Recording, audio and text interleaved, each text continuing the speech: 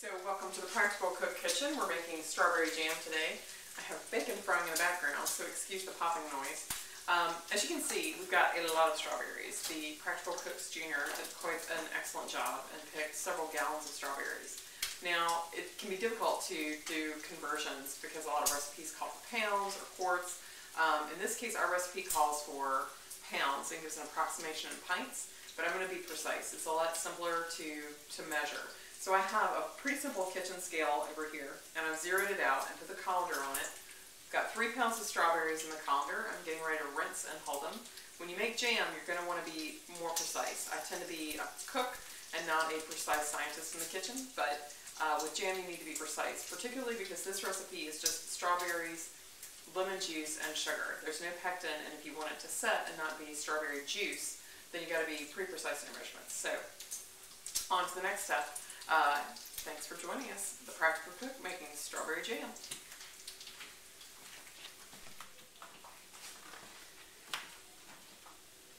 Okay, we've measured out 3 pounds of berries, and so now I'm going to wash them.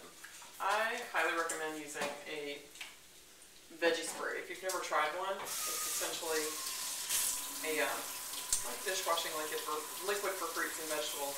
And it does help get any sort of outer layer things off. You can test it yourself with like an apple that's coming from the grocery store that has a waxy exterior. And the difference, it's pretty extreme. You can see how much easier the wax comes off if you use a vegetable spray. So it's not one of those gimmicky things, it actually works. So for strawberries, I have to step off camera to get my strawberry color. It's pretty simple. You want to wash, again we're going to wash, we'll dry, and personally I use a knife to cut them. Some people use their thumbs. I wouldn't have any thumbs left, and I rather like my opposable thumbs. So I take a knife and cut the top part of the berry off. That's just my method. After that we're going to put it in the pot, and I'm going to crush the berries right in the pot. So it's a pretty straightforward procedure. If you can cut up fruit for a fruit salad or for breakfast, you can make strawberry jam. This is The Practical Cook, live on location from her strawberry jam making kitchen. I'm going to have to eat this one, so I better turn the camera off first. So I have half my sugar in here. It's 6 pounds of strawberries, which is going to be 8 cups of sugar. I've got 4 cups. I'm going to finish off, I don't always count as I put it in, 5, just a good habit to get into, 6, of course this will be on film, so I should know, 7, how many cups of sugar I put in here, 8. And strawberry jam is one of those things that it's not necessarily, I'm not going to claim you're going to save a lot of money by making your own strawberry jam, but you are going to have much, much, much better jam than if you did this, you know, by just going to the store and buying some jam. So if you're a fan at all, if you eat a lot of peanut butter and jelly, or if you just like a little bit of jam, because it's easy to make, you don't have tons and tons of strawberries, just a smaller amount. You can actually half this and put it in a smaller pot and have good success. So 1.5 pounds of strawberries and 2 cups of sugar and some lemon juice, and you will be just fine.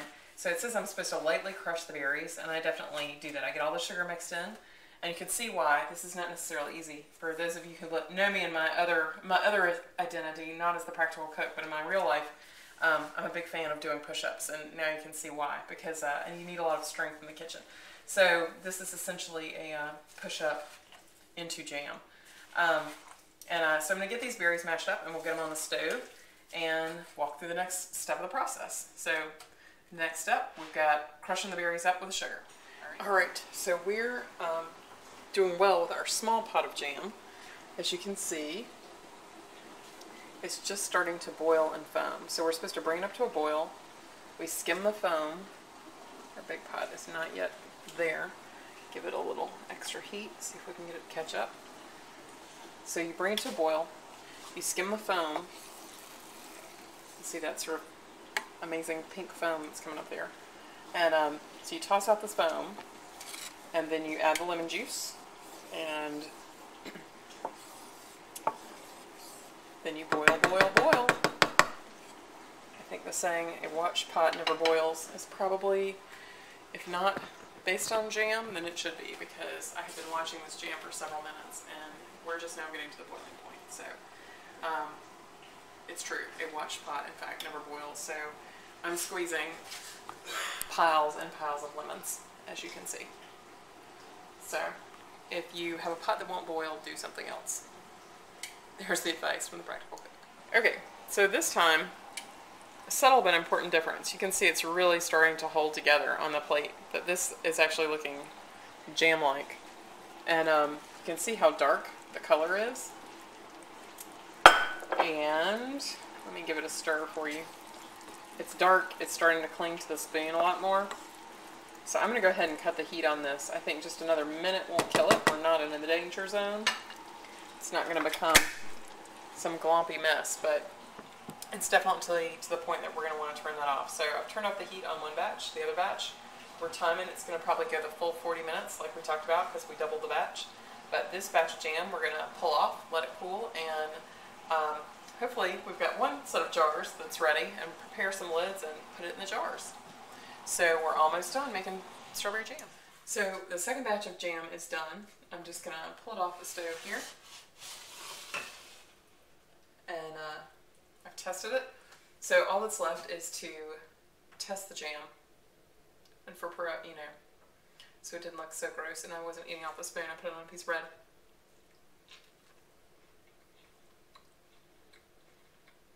Wow. The thing about strawberry jam is it really does take the essence of strawberries and just compress them.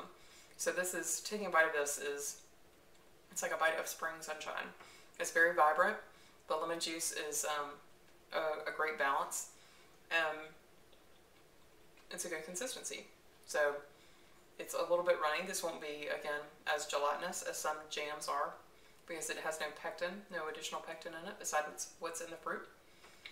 But it's a great, simple jam recipe. Easy for anybody to make. I'm not a regular jam maker, and I can do it. I do it every year, and it's fantastic. So highly recommended. This is delicious. Try it out. thepracticalcookblog.com.